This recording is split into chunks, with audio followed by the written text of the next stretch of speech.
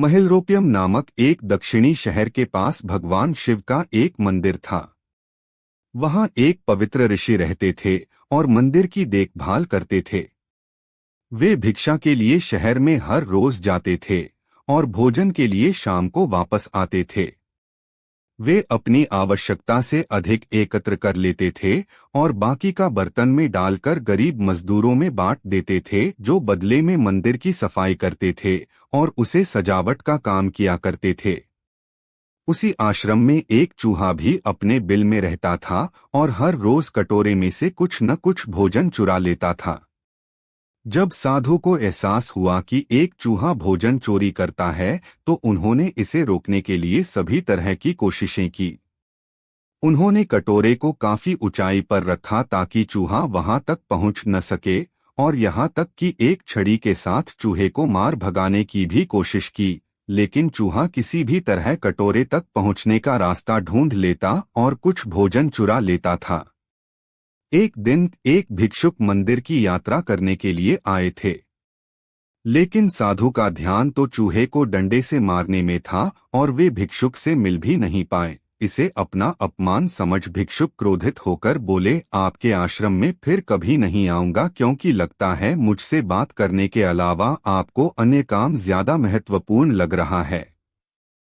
साधु विनम्रतापूर्वक चूहे से जुड़ी अपनी परेशानियों के बारे में भिक्षुक को बताते हैं कि कैसे चूहा उनके पास से भोजन किसी न किसी तरह से चुरा ही लेता है। यह चूहा किसी भी बिल्ली या बंदर को हरा सकता है। अगर बात मेरे कटोरे तक पहुंचने की हो तो मैंने हर कोशिशें की हैं, लेकिन वो हर बार किसी न किसी तरीके से भोजन चुरा ही लेता है। भिक्षुक ने साधु की परेशानियों को समझा और सलाह दी, चूहे में इतनी शक्ति, आत्मविश्वास और चंचलता के पीछे अवश्य ही कुछ न कुछ कारण होगा।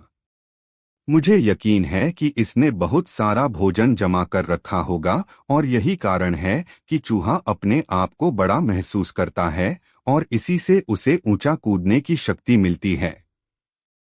चूहा जानता है कि उसके पास कुछ खोने के लिए नहीं है, इसलिए वो डरता नहीं है। इस प्रकार साधु और भिक्षुक निष्कर्ष निकालते हैं कि अगर वे चूहे के बिल तक पहुंचने में सफल होते हैं, तो वे चूहे के भोजन के भंडार तक पहुंचने में सक्षम हो जाएंगे।